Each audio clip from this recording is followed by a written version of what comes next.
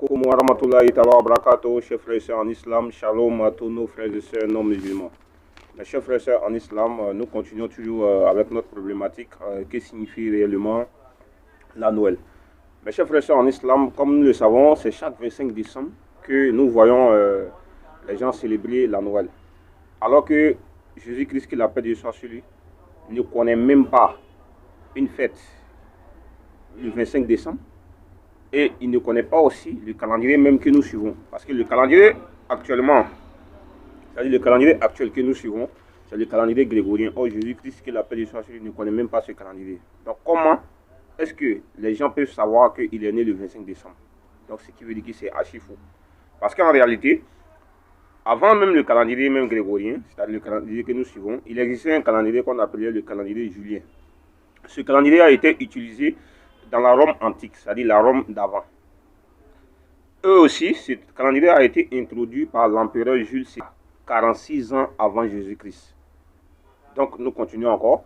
Or, à cette époque, il n'existait pas encore le mois de janvier et le mois de février. Donc, ça veut dire que ce calendrier comptait 10 mois. Et c'est quelques années après que janvier et février ont été ajoutés pour compléter le nombre de mois de l'année à 12. Maintenant, les Romains suivaient le rythme du soleil. Or, lorsque nous regardons le rythme du soleil, chaque année, ça correspond à 365 jours ou 366 jours chaque 4 ans. Maintenant, il arrivait un moment où le calendrier des Romains était débordé de 10 jours. C'est-à-dire, au lieu de 365 jours, ils se sont retrouvés à 375 jours. Donc, lorsqu'est arrivé le pape Grégoire XIII, il a décidé de réduire le calendrier à 10 pour venir au nombre de 365 jours. Donc le 15 octobre 1582, il a réduit le nombre du calendrier à 10 jours. Le nombre de jours du calendrier à 10 jours. Donc depuis ce jour, le calendrier porte son nom, c'est-à-dire le calendrier du pape Grégoire XIII, le calendrier grégorien. Donc c'est le pape Grégoire XIII qui l'a fait.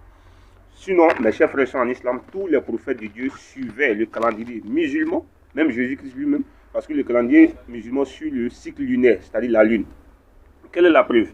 Lorsqu'on regarde dans le Coran, dans la sourate 2, verset 189, Dieu nous dit, il t'interroge sur les nouvelles lunes, dit, elles servent aux gens pour compter le temps et aussi pour le Hajj. Donc Dieu a mis la lune pour que nous puissions déterminer le nombre de mois, selon le Coran, et que tous les prophètes suivaient. Nous allons vérifier aussi cela dans la Bible.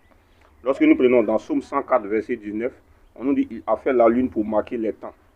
Dans Ecclésiastique 43, verset 6 à 7, on nous dit, la lune aussi, toujours exact à marquer les temps, signe éternel, c'est la lune qui marque les fêtes. Donc sur ce, c'est le calendrier lunaire que tous les prophètes suivaient.